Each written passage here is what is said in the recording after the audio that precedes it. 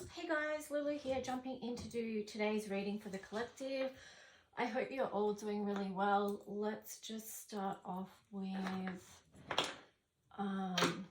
some holy wood and just clear this space, clear the energy, and make room for the messages from Divine Light, the highest light, to come through today, just to share things that are for our highest good. So I've got today's cards here as today's date. So the first one is 22, forgiveness. Then we've got the 11th, which is duality. And then we've also got 7, which is Neptune. So 2 master numbers there with 22 and 11, and then Neptune being 7. It really feels like we actually have access to higher knowledge at the moment if we create space for that to come through. I know that this experience of being on Earth is really challenging right now, but what can help us and what really is, you know, when we think about mastery, being able to keep our heart open and have unconditional love and bring that into situations. I mean, with the duality here, that there's definitely a dark night of the soul aspect with this card and with this energy, and it's something that we move through as we do the healing work. We move through that gateway. But I'm just going to keep them here, and we'll see how they come into play with today's reading, if they come in further at all. But I'm just going to sit them there, and yeah, we'll start.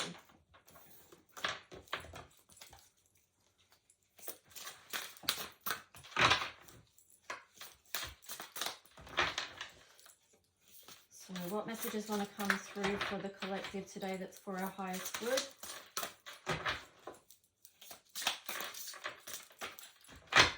Perhaps a message that we can carry with us through the day. Let's get another shuffle. Okay, there we go. So integrity is worth its weight in gold.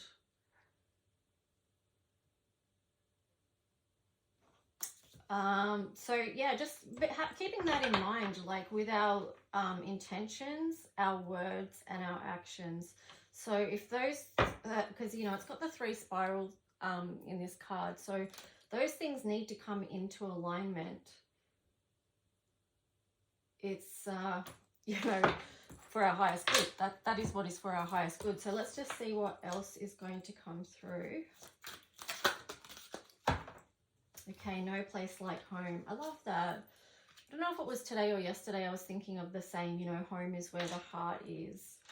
So what feels like home to you? And I guess too, like when we're not feeling in alignment, then we don't feel like we're home, because home can be connected to living our soul's truth as well. Here we've got co-create.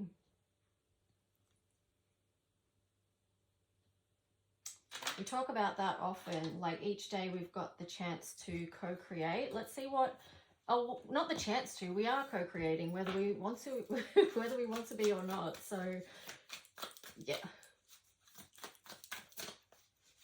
that's just what we do. We're creating one way or the other. So what is it that you're co-creating? I'm getting with that too, like a focus on home. I feel like that's really important. I've been talking about that here too, like ways that we can bring joy and light into our home and for our families and things. So, you know, the light's on within that house and then it's shining out. So, you know, wherever you are, wherever you're situated, whatever home is to you, do things that bring you joy, that light up that space and environment you're in, whatever space and environment that is. It's different for everyone. And then from that place, all else shines out. From that place, you can co-create. From that place, you can move into this space of unconditional love. You can work on your mastery and shine the lights within, out. It's really too an opportunity to bring things into balance. This is 12th house as well. So definitely seeing the, you know, you've taken the deep dive. You've been through that dark night of the soul. You can see the bigger picture. You can know how to bring things back into balance. Know how to fill your cup so it overflows.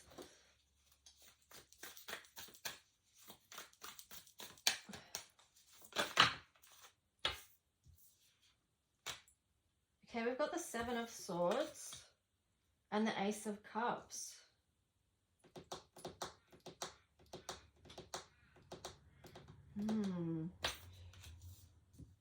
These two really actually feel like they match up with the duality card. It's like, you know, moving into something beautiful, no matter what you've been through. It's like you can find a way. Find a way to move through those obstacles and those challenges. And the Ace of Cups is really that co-creating something beautiful. So big doors opening, big opportunity to bring in something beautiful for your life right now. Let's see what else.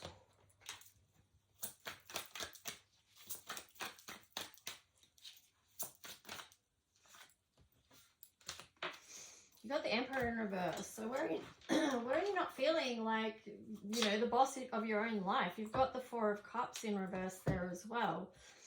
It's like, be willing to accept something is what I'm getting with that. Move into that space of acceptance, because otherwise, how are you going to grow? How are you going to co-create if you're still in a state of resistance about what was and what has been, or your experiences?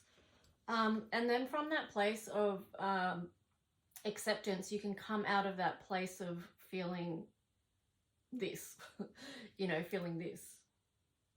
Like it's just been too much, overwhelming energy of feeling defeated in a particular area, or, you know, conflicted even.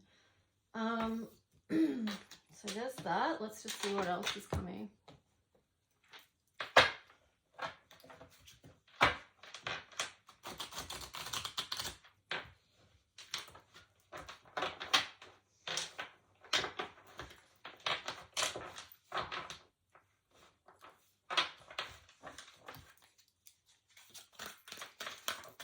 What else wants to come to this story for the collective right now? Okay, I'm going to take those two. So yeah, coming out of that space of mental conflict.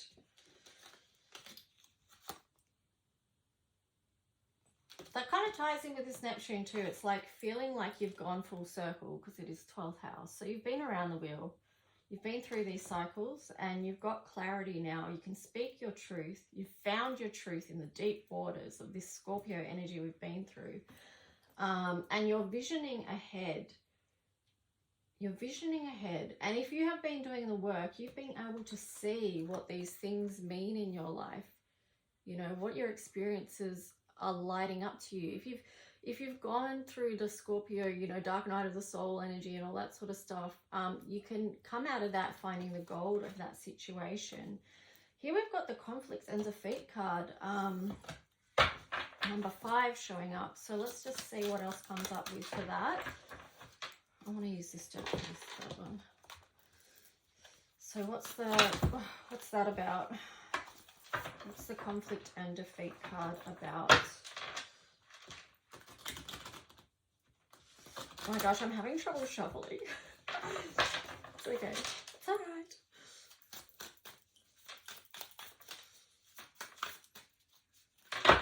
Why is this card upright? 4 of Cups. 7 of Cups.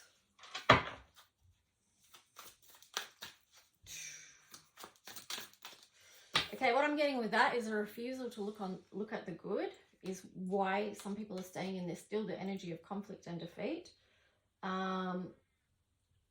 And then with the 7 of Cups there as well, it sort of feels like being wishy-washy about what to choose. And maybe that's causing the energy of uncertainty. You know, and that feels like an energy that a lot of people are going through, just, you know, uncertain times. But here you've got the 9 of Cups in reverse. So I feel like that sense of uncertainty of what's next is creating a feeling of not feeling great, like emotionally, because some people need that stability or that certainty. They want to know what's happening, what's going to happen next. But you got the Five of Wands there, so in reverse.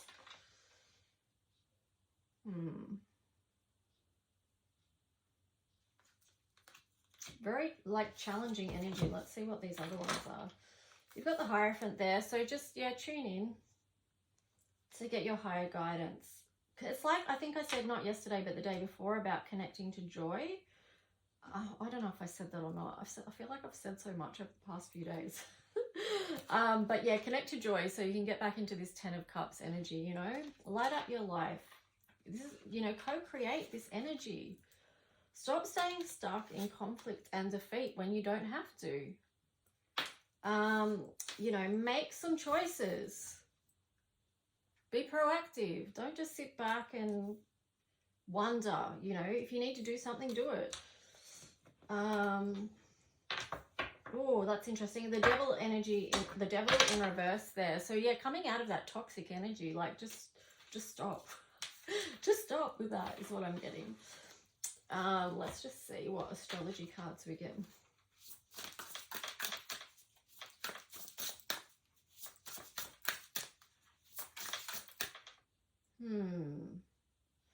I was sort of getting to, like, I was just thinking about this reading. It feels like it's sort of clunky and a bit slow and maybe not put together well, but I feel like that's kind of the energy that we've been going through as well. And I'm just seeing this, part of her face was just like peeking out. I couldn't see the full card. I could just see like half of her face. Like, so face your shadows. That's what this time is for. Like I said with the Neptune card, like, be able to see, oversee what's been playing out in your life. The patterns, the cycles, what needs changing? You know, what can you do differently this time? And that sort of reminds me of us going into Mercury retrograde. Is that's the opportunity to review and see what could we have done differently in our communication, or whether that be to others or to ourselves, or, you know, just that kind of thing. But yeah, face your shadows, and also too, like, about more being revealed. More being revealed. So let's see what else. I was going to pull astrology, but I want to just check this one for the moment. What else needs to be revealed for the collective? What else needs to be revealed?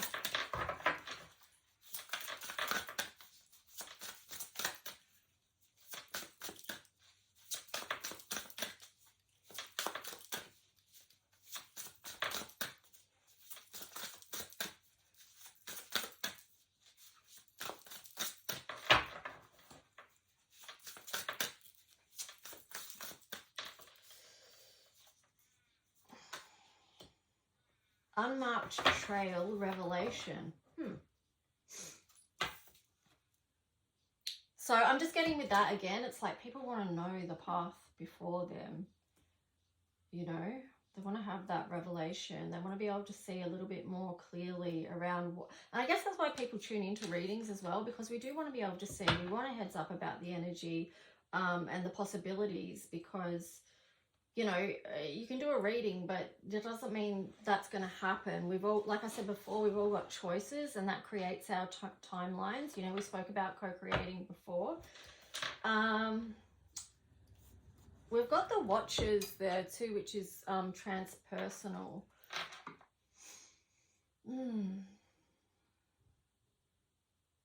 That's really deep. I mean, that's really speaking about doing the deep work.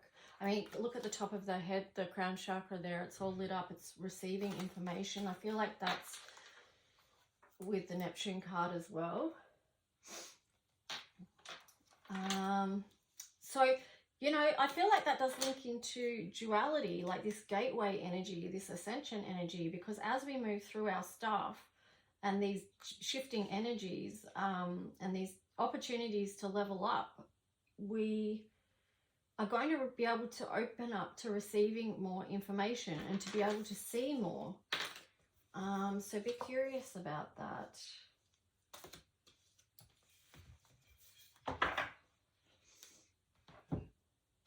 Let's just see what the astrology is.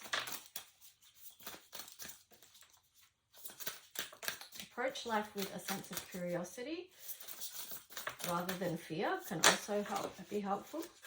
Okay, we've got house 5, passion, play, children, confidence and creativity. Get into that zone. That's the Leo energy, working from the heart, playing from the heart. We've got sextile, a combination of tension and flow potential, and a rewarding situation. So that's some really good energy that we've got to play in and co-create, and seeing what the beautiful things that you can connect with.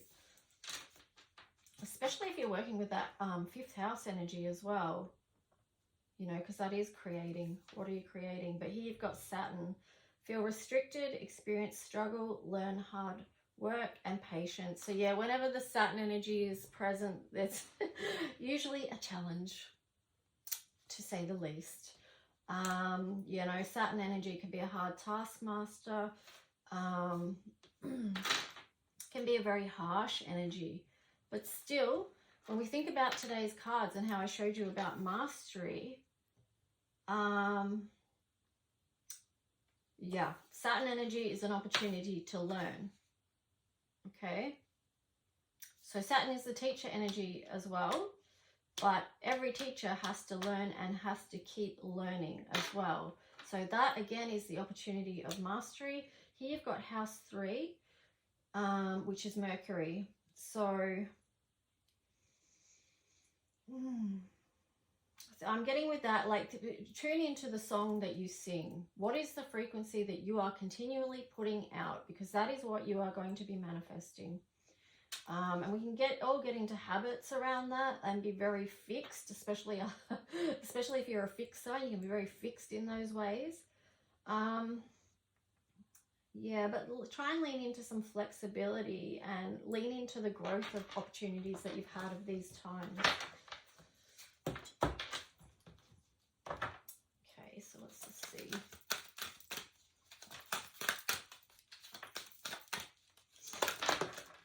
Okay, we've got peace and the void. Wow.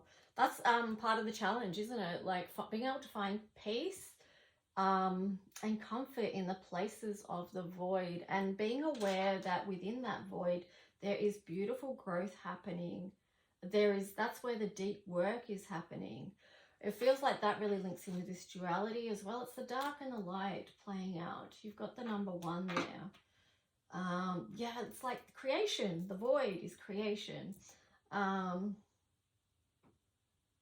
What are you doing to create peace in your life? Come full circle with that.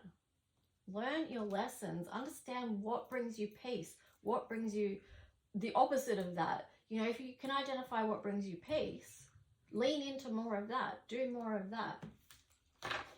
Okay, so I want to finish off with one of the Color Mirrors cards that, whoa, that came out straight away. G8 Illumination. Again, it's the Dark Night of the Soul. It's rising above. I'm going to read you the message of that from my book, because it may just help someone. And yeah, if it helps one person, that's good. So then I'll wrap this reading up because we're nearly at 20 minutes. So G8 Illumination. This is a plunge deep below to see what's under and how far it goes, bringing to the surface of shadows that once lay dormant, a hidden self-belief that was keeping you stuck without you even consciously knowing, until a trigger brings it up. This is for you to transform, to transmute and bring through. This process will reveal a lighter version of you. Can you look at your triggers as they come up? It's all in divine timing. As you are ready, even though it feels so rough, look a little deeper at what's already there. Is there a self-defeating belief that has come from somewhere? Can you see how it formed or where it came from? What are the associated feelings? Unworthy, unwanted, scared or unloved? It could be many things, and the good thing is you can see it now and you can respond. You may choose to look over your life and see how this belief has kept you small somehow. In the moment of triggers, an opportunity is to look at this deeply and to set yourself free. All it takes is the choice to begin, to open your heart and let love in. To know how you feel is valid, and to seek support to work, play, or pray your way through. Many will try different approaches, and if something works for you, you will surely notice. You will feel the shift energetically. You will feel lighter and brighter now that you can see a new way forward with skills and keys in hand of how to support your best life and make it grand. Make it as spectacular as you like with what enriches your soul and brings you delight.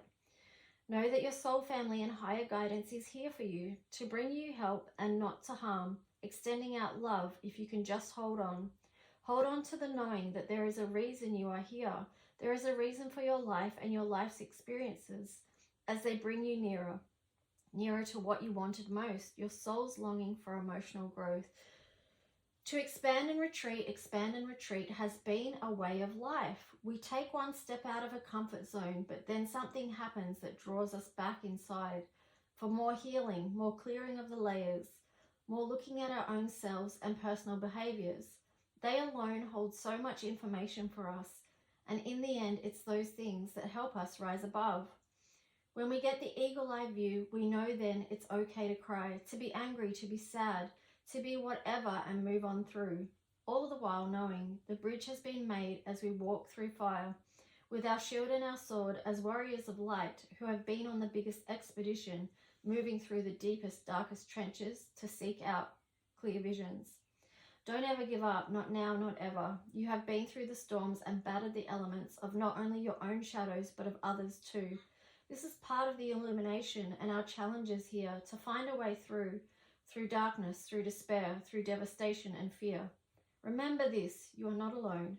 If you could only see how much you have grown, your love, your light, your true potential, these things are part of you and not merely subsequential. If for some reason you cannot see, invite the light to illuminate for thee, for you are a soul beloved and true, worth more than the gold that awaits for you. So the key words for this card is soul mission, challenge, darkness, higher view, rise above, way through, darkest before the dawn. So yeah, I absolutely love the message of this card, and I hope it helps you in some way. Okay guys, talk to you soon. Bye.